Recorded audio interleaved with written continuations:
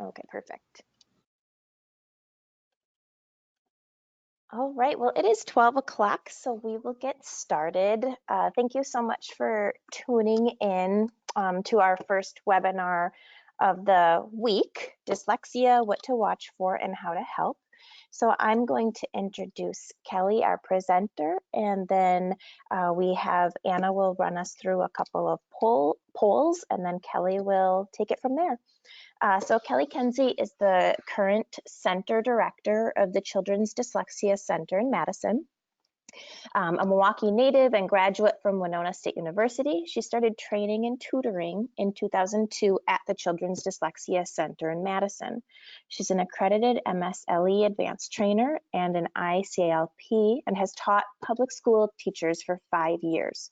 Her journey as a tutor, trainer, and director has had her self-identify as a person with dyslexia, supported by many generations of relatives who have come forward to share their stories of dyslexia. She seeks to empower our Wisconsin teaching community with the knowledge of the structure of language, depth of understanding, and skills to teach even the most challenged to read and succeed. So we are very happy to have Kelly with us today. And as I mentioned, we're going to start with a couple of polls.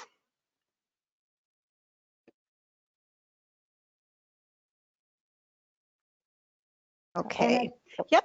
So I'll bring up the polls, and while I get ready to do that, I just want to announce that we are recording this webinar and that the webinar will be posted on our website under the Winter Virtual Conference. And so you will be able to find it there to share with your programs after today's, after it's recorded. And I don't know how long it will take before all of the webinars from the virtual conference will be up, but you should be able to expect them next week. Okay, so with that, let's get the polls started. First, I'm going to ask you to share your role with your literacy program. Just one moment while I bring it up here. While Anna's bringing the polls up, I do just want to mention that I will be monitoring the chat box and hand raising. So if you have a question or something you want to interject, you can either raise your hand or you can write a chat, and then I will let Kelly know when we've got some questions. Thank you, Beth.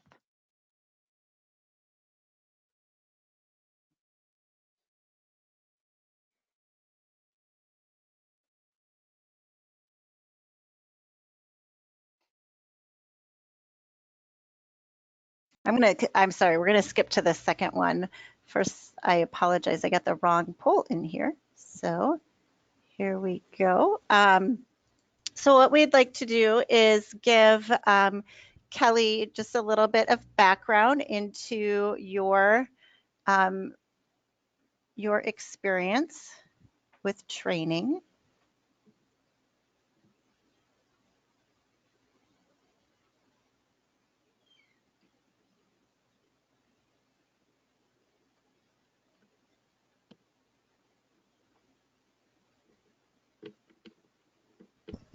We just about have everybody, so go ahead, and if you need to click submit as well when you put your answer in.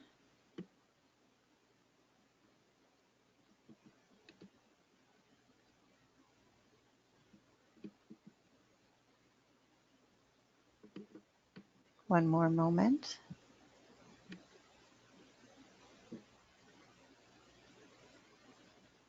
All right.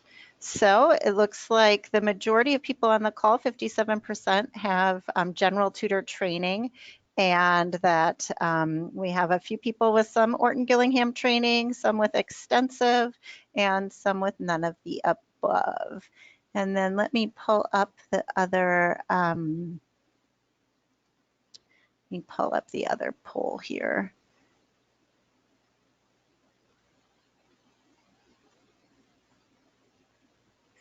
I apologize, I got the wrong poll in here. And so just to give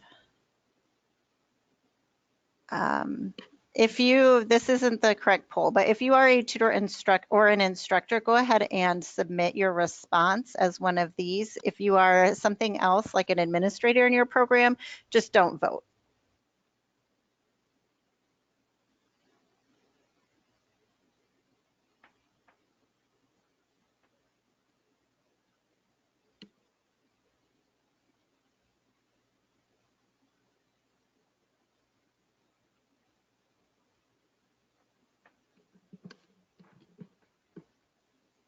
Okay, so it looks like about 35% of you are an instructor or a tutor with your program. The rest did not indicate a role, so we will assume that you are either an administrator or have another role within your organization. And so Kelly, just to give you an idea that probably about a third of the people on the call are tutors or instructors. Great, thank you for that.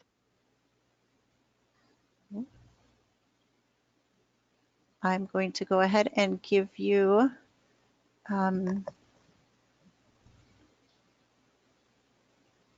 controls here in just a moment.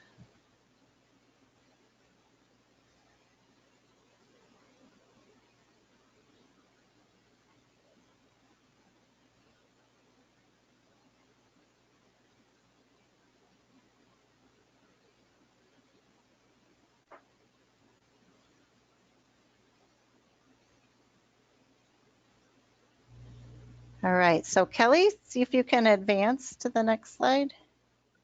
Let's see here. Oh. Great, I certainly can. Thank you so much. Thank you for that great introduction. And thank you, Anna, for your technical support. I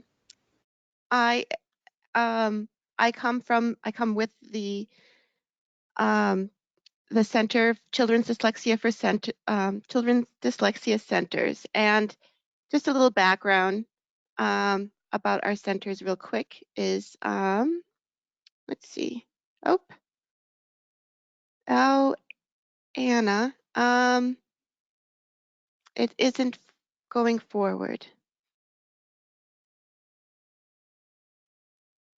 Oh, there it is. Thank you. So there are 3 main centers in, a little bit about us real quick. There are 3 main centers of the Children's Dyslexia Center in Wisconsin. There's one in Eau Claire, there's one in Milwaukee, and then the Eau Claire Center has several different places. They have a center, a satellite center in Superior, Menominee, Chippewa Falls, and Wausau. And I believe Tammy does offer trainings at those satellites.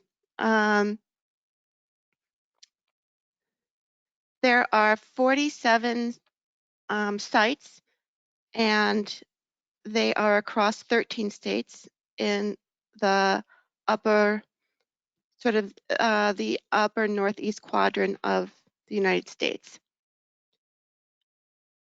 Our mission at the centers are first to provide quality tutoring, and we work with a range of children from age 7 to 18. I've also had extensive experience working with adults.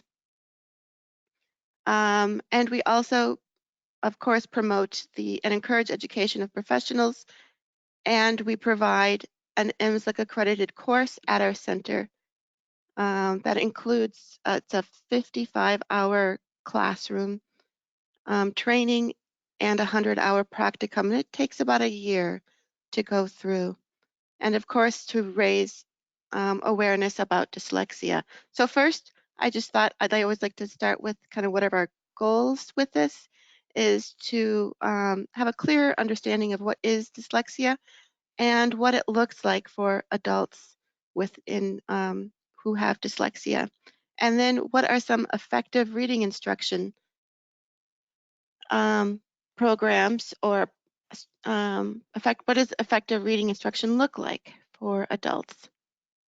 So breaking it down in very basic elements, the word dyslexia can be broken into two morphemes.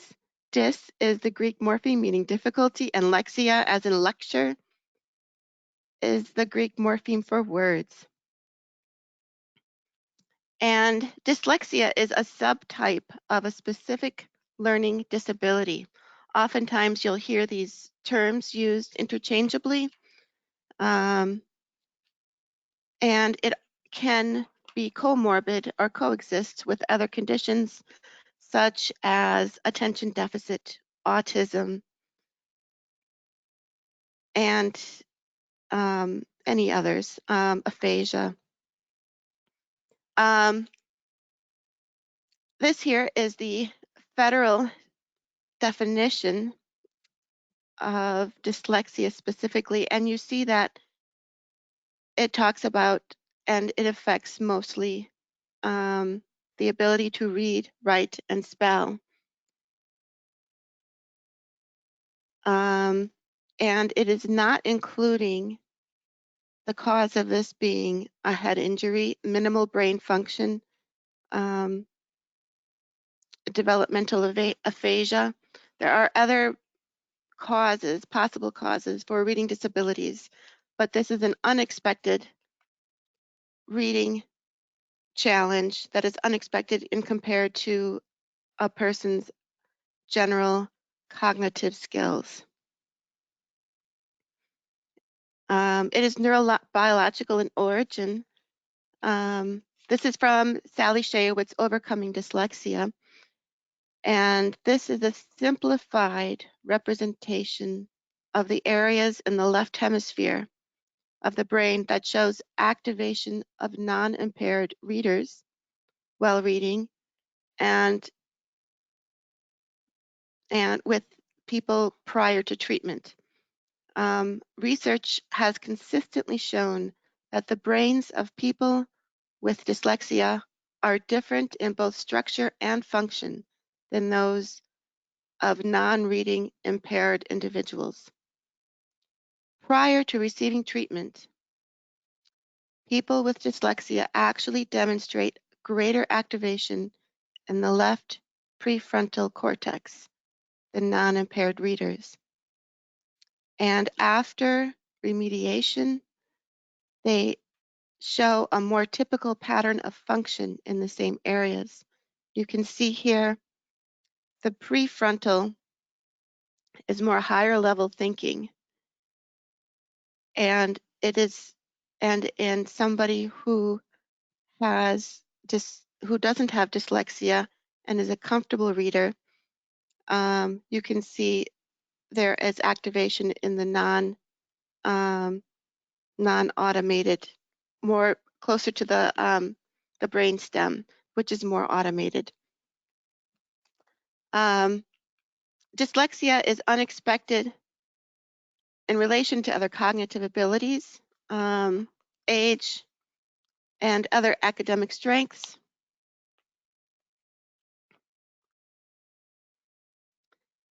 It is characterized with disfluent reading, of course, and then confusion of similar looking words, such as here and her and for and from. And individuals who read less practice less, and of course become less fluent and less familiar they have access to fewer vocabulary words. Secondary consequence also may include problems such as reading comprehension because of the reduction in vocabulary, and it impedes and it basically lower background knowledge, less background knowledge. Here you have a chart that illustrates sort of the Matthew effect from the book of Matthew, as in the rich get richer, the poor get poorer.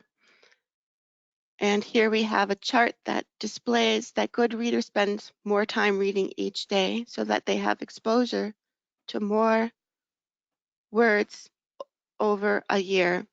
So in the lower 10 percentile, it's estimated that a person would read less than a minute a day and around 8,000 words per year, where a person who reads better than 90 percentile in the 90th percentile would read more than 20 minutes a day, totaling about 1.8 million words per year. According to Keith Stanovich, reading research emphasized how dependent a person's vocabulary is on reading. Relying simply on conversation to increase vocabulary falls short of what we can gain through reading. And a large vocabulary is a very key element in supporting reading comprehension.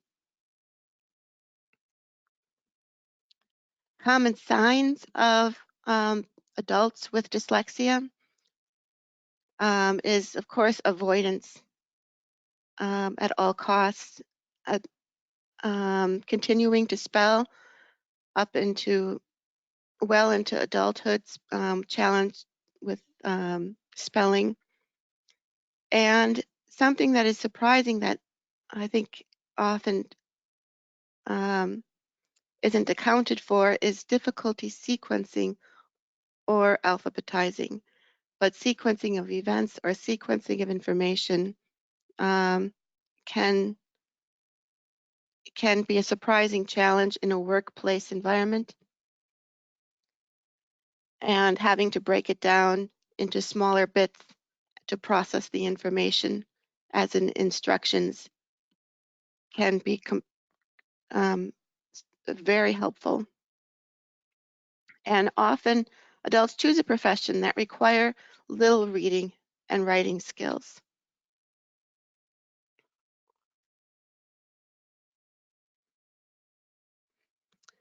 So ongoing clues that an adult learner has dyslexia is, of course, anxiety when in a school setting, such as if they have a son or a daughter that is in school and they have to go to a meeting.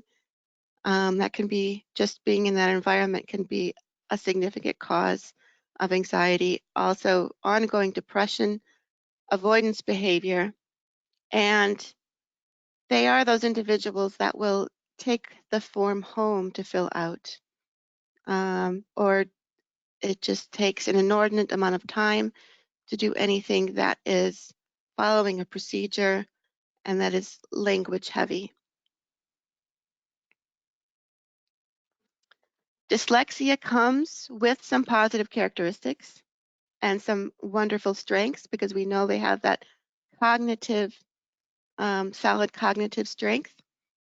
Here is a list of positive characteristics. And they are often spatially talented, have a great grasp of three-dimensional world,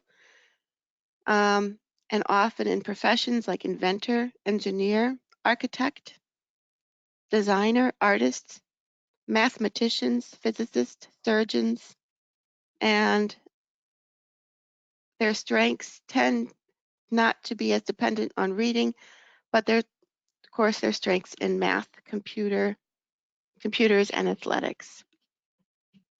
Here is a list of famous people you may be familiar with. Here we have Galileo, Leonardo da Vinci. These are all people who have where it's been documented that they had dyslexia, or have if they're still alive. But you see some wonderful writers as of Agatha Christie and Yeats. You see wonderful orators as in Kennedy's, and some of the most influential scientists as in Pierre Curie or Pablo Picasso, most influential artist. Here are some quotes. It just sort of speaks to the experience of the social and academic struggle for some of our strongest, amazing thinkers.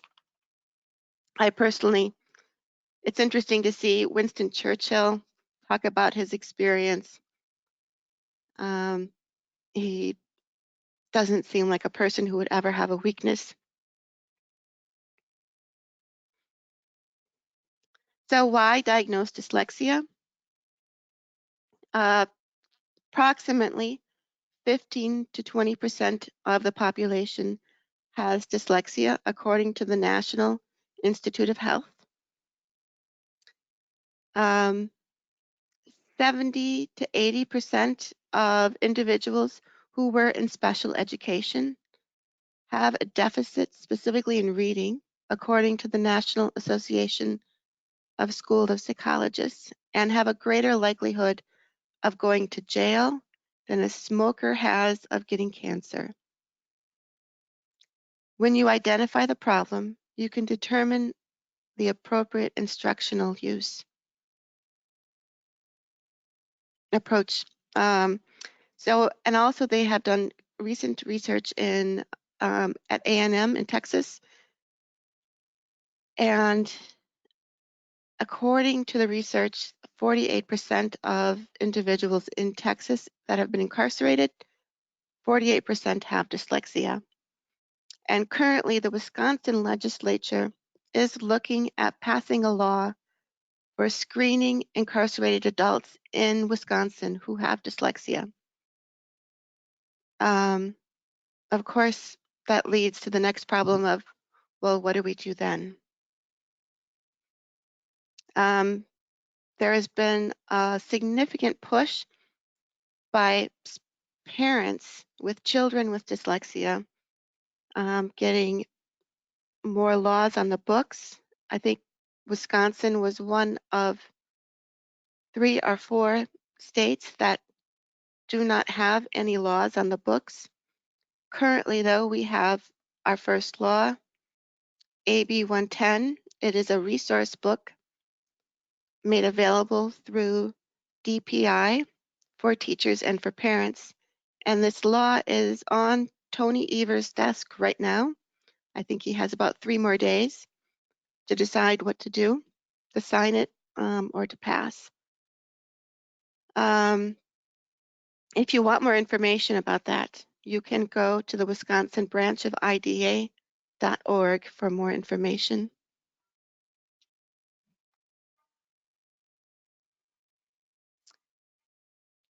Diagnostic options for individuals, adults with dyslexia. There are online screenings. The most popular and easiest to access is one at dyslexiaida.org. However, this is an initial screening and it will not provide the documentation one would need for accommodations. A proper diagnosis would need a medical doctor or a school psychologist or a therapist. You can ask a general practitioner for a referral to a psychologist, and it includes a battery of tests that are the cognitive assessment. It has to be a standardized cognitive assessment and also achievement scores. And it is considered what they used to call the discrepancy model, where you compare a person's ability to learn overall and then look at their actual achievement in reading words in isolation, being able to decode nonsense words, comprehension, vocabulary over time. And they can look at that whole battery and see the pattern of that person's ability to acquire language skills, reading and writing skills. You can also approach the UW Educational Sciences at the Psychology Center and at the Education Center. They both have a practicum program where you can get assessments, but you do have to be a UW student or under the age of 18. And then there's also nonprofits. Sonus Behavioral Health is one that I heard of, and I'm not familiar with others that may be out there right now. But they're the ones that I know that specialize specifically in diagnosing adults. You can also approach DPI. Sometimes DPI can support, sometimes DPI can also support getting a diagnosis and remediation. And was there a question that I saw, Beth? Yeah, so this is just asking, are there screenings for adults who are learning English who show characteristics of a person with dyslexia? So non-native English speakers. And I know, Kelly, you and I have talked about for native Spanish speakers, but I guess this question could really be anybody who is a non-native English speaker. And I think the approach that you would have to go to a general practitioner and get a referral if they do not have health insurance, a general screening. I am not familiar with one. Later on, I do have a box program that's available. It's called Esperanza. Esperanza does have a general screener. It's more geared towards children, but you'll see that the remediation and the screening is very similar for children as it is for adults. Mm-hmm. Yeah, we actually just got a question from somebody at DPI about a native Spanish speaker who needed to request accommodations to do her GED in Spanish through the tech college. And so, and Kelly, you and I have talked about it, but what we ended up doing, DPI did contact UW-Madison, and they're going to help her or help try to find what resources are available. So if I learn about that, they didn't know at the time we asked, but they committed to helping to find some resources. So I can definitely share that if I learn more. And the Wiseman Center is also a great resource. Yes. Through the UW. Thank you, Beth. Yeah, I think that's the only question for now. Great.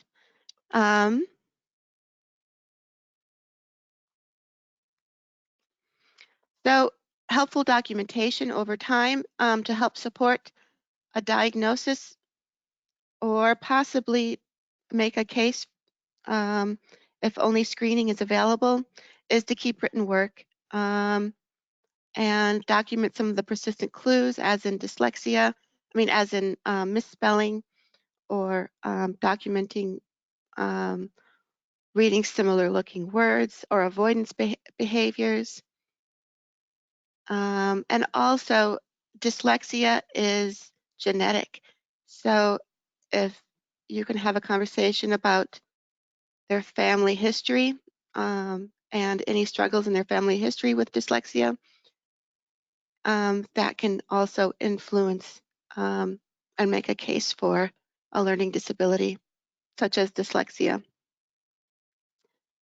Here I have, and this goes to what Beth was referring to, this is the ADA, Americans with Disabilities Act, and dyslexia is covered, just as if somebody was hard of hearing or had difficulty seeing, dyslexia is protected, so you can get accommodations in a work setting or in a school setting. Some reasonable accommodations include, well, the first one listed is just more in general, but modifying training material and taking, a big one is taking tests orally or having training material read to them, providing speech to text or text to speech applications, which is quite an inexpensive support. Having a note taker in classes or in meetings that share their notes with you, and scheduling regular breaks.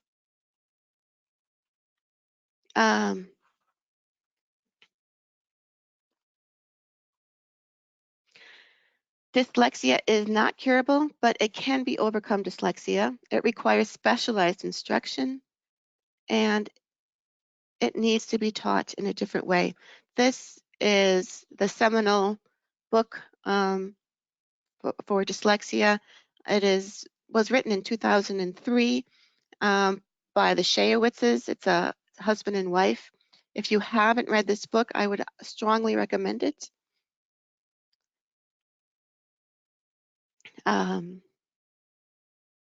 So effective instruction. You need to learn, or a person needs to be sort of a reading technician when the challenge has such a high need, specifically in reading and writing. So there are essentially 3 different types of students. Of course, we have, you'll see generally, there's of course the general dyslexic students, and then second would be somebody who has a lack of reading instruction. And then of course you have ESLs who could be a combination of the two, dyslexic or a lack of reading instruction, but all of which can be remediated using these steps. But just a mention about ESL students or adults is that the spoken language must be somewhat in place before you can teach reading.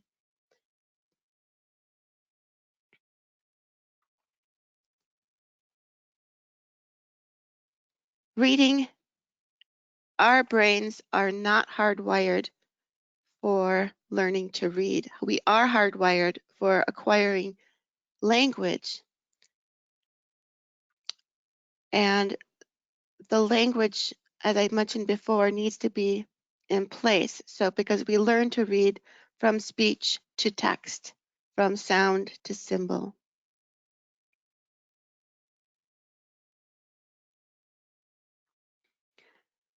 And here's broken down according to the National Reading Panel finds. We have the basic elements of reading instruction. We have phonemic awareness, phonics, fluency, oral reading, vocabulary, and comprehension. And of course, you can see they all affect each other. I've had the pleasure of training general education teachers, reading specialists in Madison area, and many during their training expressed, why weren't we taught this information in my master's program or at the university? It is pieces of this often get missed.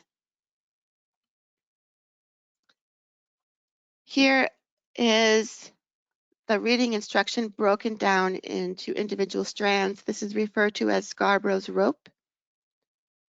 At Scarborough's rope, you see the initial thing that needs to be taught. These are all parts that need to be in place in order for fluency to happen.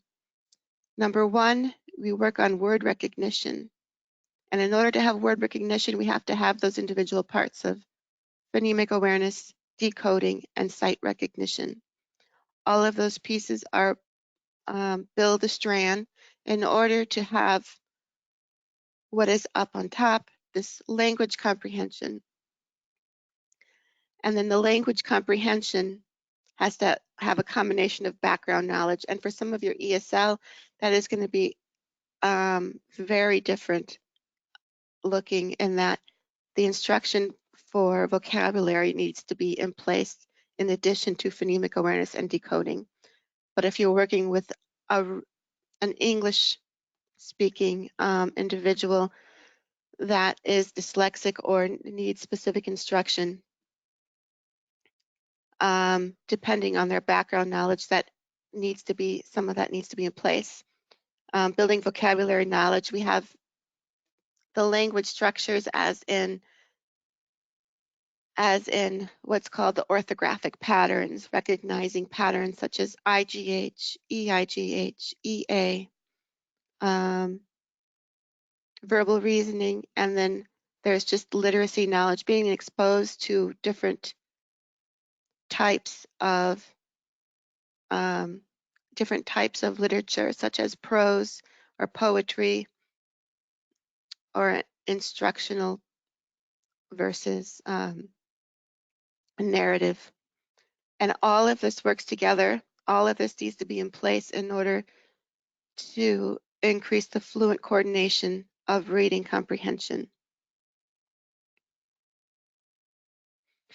So going back and breaking down some of these terms, we have phonemes. Phonemes are the smallest individual parts of our language, the smallest units of sound that changes meaning, and I'll talk about that a little bit more. We have phonics, which essentially phonics are the letters on the page that represent the sounds. So the phonics is the sound E that matches with that pattern, for instance, the orthographic pattern EA. EA saying E, EA saying and EA saying A. Has 3 sounds, you make those associations.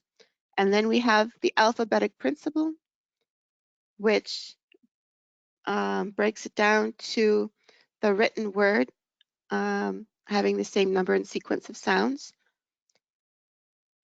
It isn't always 1 and 1, but you make that association between sounds to letters.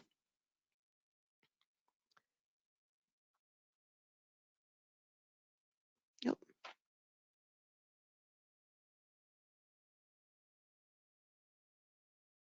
Oh, let's see. I think I am, let's see, there's a bit of a hesitation here.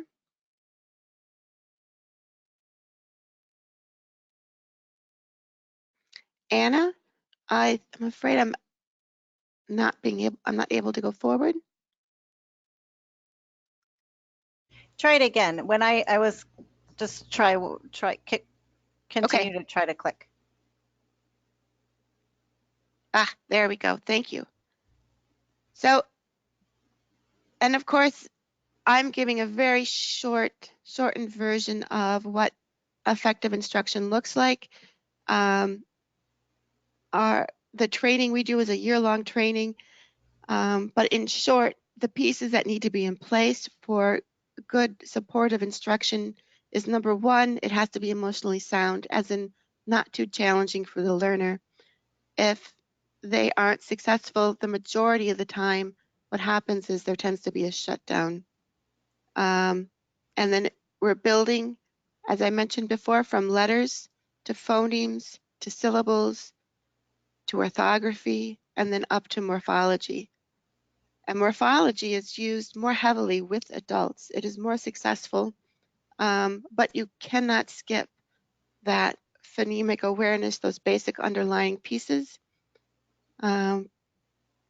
because if that isn't in place, it will undermine the rest of the building of the reading rope.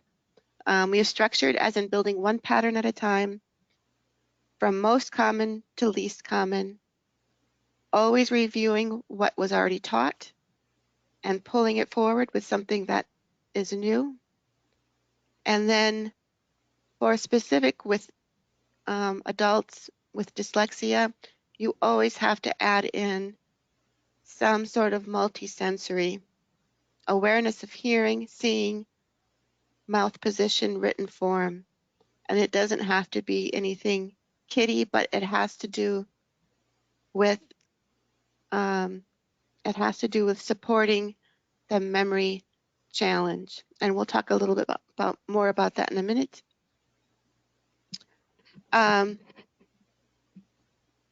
So where to start? We start with, no matter starting with a 7-year-old or an adult, knowing the name of the letter, knowing the sound, and then moving on, not necessarily spending any time on handwriting, but knowing that the 26 letters make 44 sounds.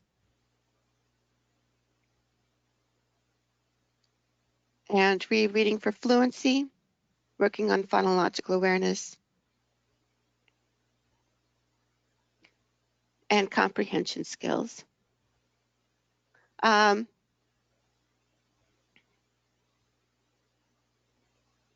We start with the sounds of the English language because our written system is simply a way of putting sounds on paper. When we speak, we co-articulate sounds. In other words, the sounds sort of run together. And then when we speak words and sentences, sometimes the words run in together. So in this stream of speech, we are able to distinguish the words in a sentence, and then the syllables within the words, and then the individual, the initial sound versus the final sound. These are the pieces that are inherently weakest in any individual with dyslexia. So this very basic element cannot be skipped, even for an adult.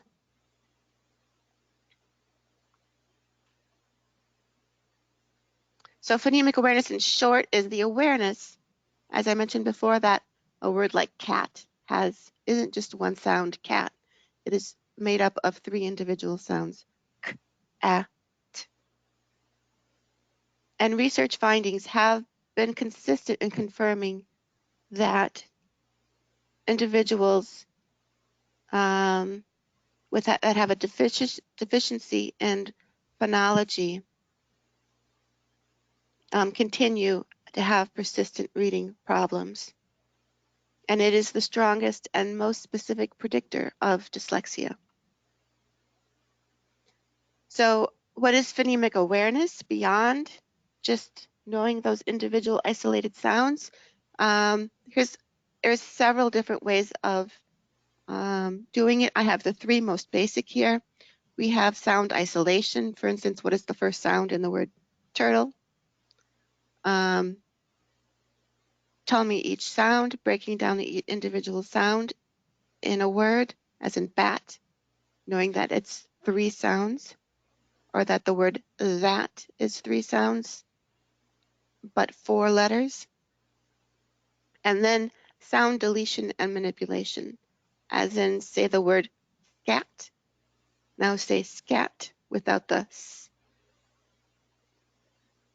And then you can add that s to the end of cat to make cat. So it's being able to manipulate and play with sounds without a visual attachment to it. So quite simply, when you're building an instruction for an adult, they need to know, of course, the individual sounds, and then building towards, they need to know the definition, what is a syllable? And a syllable, quite, put simply, is a word or word part with 1 vowel sound. Another way, if you want to know how many syllables, we all used to clap, but is to count how many vowel sounds, which is why it is important to not skip that very elemental part of what are those 26 letters, what is a consonant, what is a vowel, what is a vowel sound. That basic element is a basic structure of knowing, and it builds towards what is a syllable. So in the word syllable, we have I, and So we have 3 vowel sounds, syllable. And of course, readers who recognize syllable types are better, faster readers and spellers. And it is essential for spelling. Overall, we have 6 syllable types in English, and I gotta say, I work with adults all the time who are not familiar, and I myself was not familiar with the 6 syllable types coming into training 20 years ago. And I've worked with people with master's degrees specifically in English, and they are not familiar with the 6 syllable types. It is essential to know those because it indicates the vowel sound. And so when you're decoding and you're unsure about a new word, you need to be able to reliably predict what the vowel sound is going to be. 80% of all syllables are opened and closed. So open and closed syllables are the first ones that are taught, and they can open a whole world. Short vowel sounds are the most problematic. not just for English speakers learning beginning reading, but also for ESL too. The vowels are always the most problematic. And in the very beginning of instruction, we strongly suggest, even in an adult, to isolate those short vowel sounds until they are solid, 85% of the time, before you move on to more sophisticated sound patterns. Oftentimes, adults are really good guessers. So in order to break the guessing habit, here is a list of nonsense words that are just closed syllable, consonant on the end, short vowel, predictable nonsense words. And it helps support breaking that guessing habit so that they have to sound out from left to right.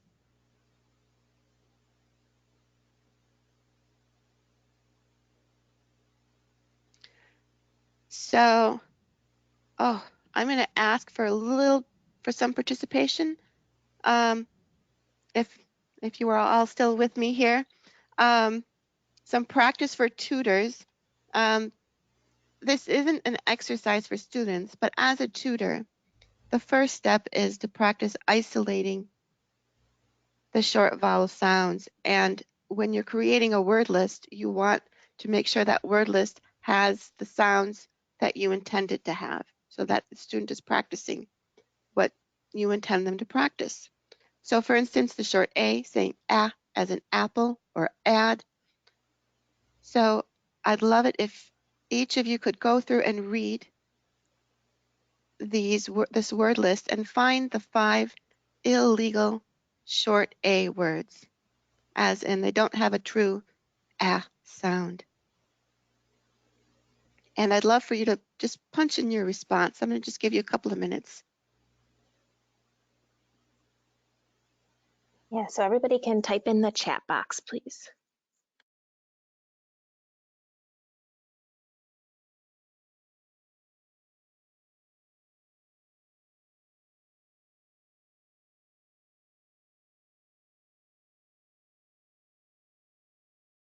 Awesome.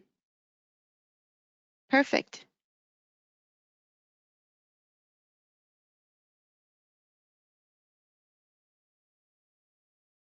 Nice job.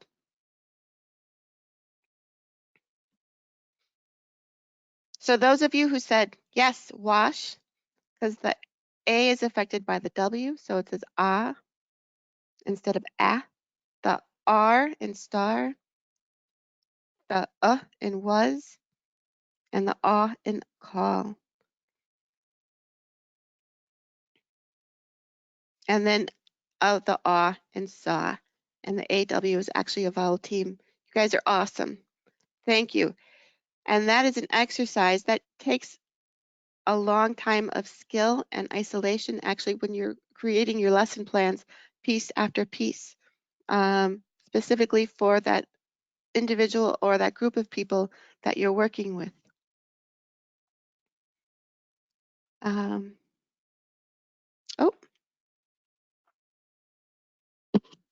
Anna, I'm sorry to say there seems to be a bit of a delay in moving forward.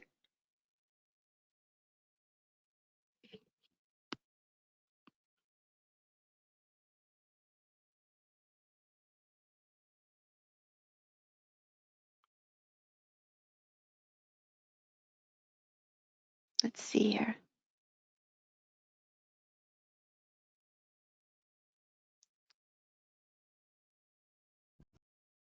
I apologize.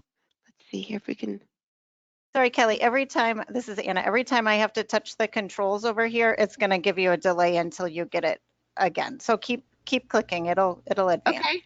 There you go. All right. All right. All right. So controlled readers are an important part of developing fluency, automaticity, for somebody developing basic language skills. And reading practice must be reinforced in what has been systematically taught. So in other words, when you're practicing reading, you don't expect them to know something that hasn't been directly taught.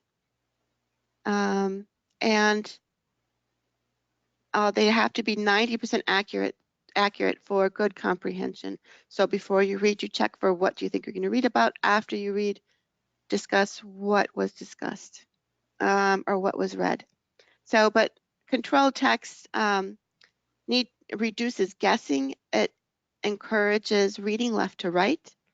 And it reinforces the fundamental skills of decoding in order to gain comprehension in the long run. For adults, I've used Wilson readers for older students.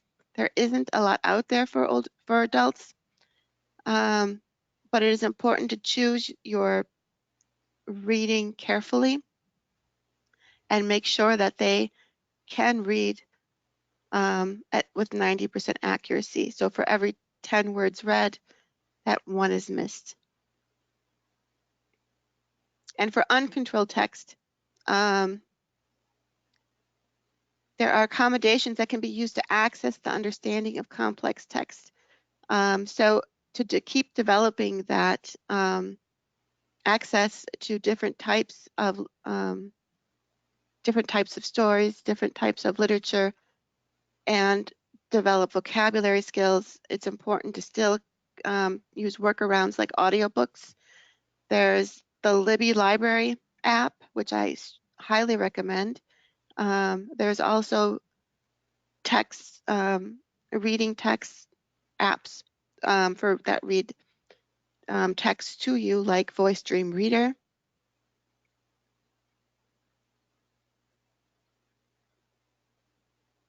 As you move on towards instruction, we have the language, the layers of the language, and just to let you know that English language, often people are frustrated thinking that it isn't reliable, but it is. It is 85% predictable. It is just made up. It's a polyglot language, and that it is built up. These are the three main languages that that are a part of our language: Anglo-Saxon, Latin, and Greek. And they have patterns that are very specific to those language parts. Anglo-Saxon is 65% of our oral language and 25% of our written language. And Latin is in the reverse. It is 65% of our written and only 25% of our oral language. Anglo-Saxon is the least, it's the oldest part of our language. So you get words like wash and were and was. And so the reason why they are seemingly less predictable is because they are the oldest words in our language. Like I said, it is complex, but it is predictable. And we have over 1 million words and those 6 basic syllable types, which are a powerful tool to have. I recommend, there's a great book called English Isn't Crazy by Diane Hansberry King, and she goes through the whole narrative of the development of our language. Is just fascinating. Memory, working memory and short-term memory, holding the information long enough to get it into long-term memory is a common challenge for all dyslexic learners. And multisensory activities sort of help close the circuit for something that wasn't picked up in part of their developmental stage when they were first learning how to read and write, when it wasn't addressed before. And it is necessary. It cannot be skipped, even if it is with an adult. The most common is basically writing and saying out loud.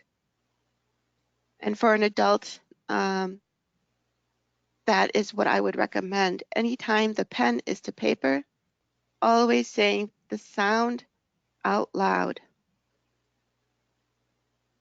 It is a step that cannot be skipped, because otherwise that information will not be processed into long-term memory, or it will be spotty. They can explain, you can teach them a pattern, and they can explain all the rules to you, but when it comes to expressing or using those patterns, when reading or when spelling, it'll disappear again. So the frontal lobe of the brain is that activity, that sort of higher level thinking. We have the auditory, which is in the middle, and then you have the occipital, which is the sight, which is in the back. And you see the occipital is more towards the automated, and the auditory is in that middle, that connector. All parts need to be activated in order to hold the information long enough in order to get that into long-term memory.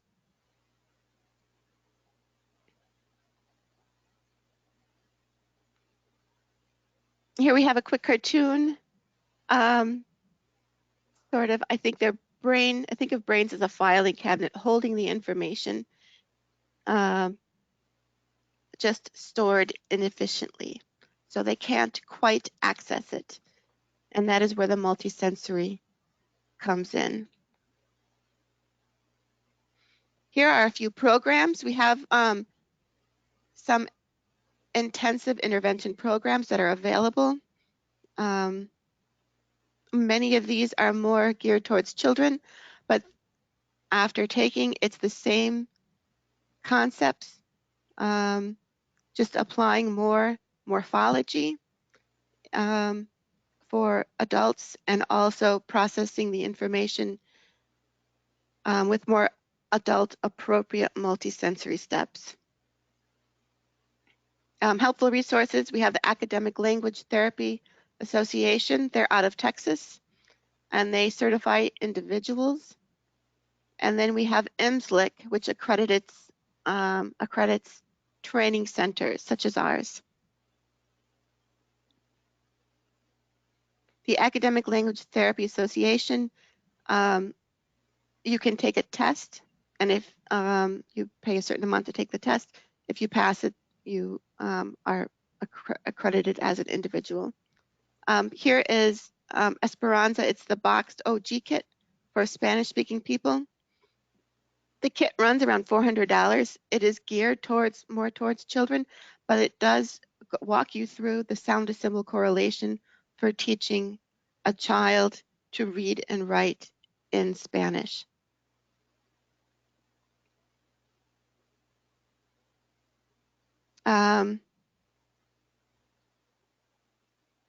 Just general information or resources for more information.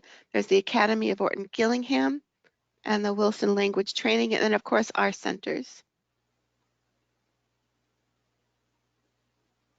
And a great resource for a general great resource for more information about what's happening across the country as far as laws go and about general definitions and specialized instruction. You can go to IDA, dyslexiaida.org. The differences are personal, the diagnosis is clinical, and the treatment, of course, is always educational, and the understanding is scientific. Here's my bibliography, resources, and my contact information. And I want to say thank you so much for having me. Thank you, Beth and Anna. And with that, I'm going to turn this back over. Thank you so much, Kelly, for walking us through, for being here and sharing your expertise with us. So let's see, we are done for today. If you're a Wisconsin Literacy Member Agency on the webinar, you will receive by mail a controlled reader. So Kelly mentioned controlled readers. We're just sending one sample to every member agency who signed on to the webinar as an idea, as just to showcase what a controlled reader is. Also, Kelly will be at our celebration of literacy on April 29th. It's going to be in at the Lake Windsor Country Club, and Kelly will be leading us in through a couple dyslexia simulations during the lunch, and then we'll hear Sean Robinson author of Dr. Dyslexia, Dude, talk a little bit more about his journey with dyslexia. So do keep that on your, mark that date on your calendar. And thank you very much, everyone. Like Anna said, the recording will be on our website. So you'll be able to log on and watch that, share that with anybody who you think might have wanted to come and wasn't able to today. And thank you so much. And feel free to email me any questions. I'm so sorry I did not leave any time for questions at the end. Oh, no problem. And does anybody have any, if you have a question, please do type it in the comment box. Otherwise, yes, definitely email Kelly, email Anna and me, and we can make sure Kelly gets the question, anything that works. This is Anna. I see that Georgia has her hand raised, so I'm just going to unmute her if she wants to say something. Oh, perfect. Thank you. So Georgia, you're unmuted. Oh my gosh, we didn't know. Sorry, I will mute myself. Oh no, I just unmuted you. Did you have a question? No.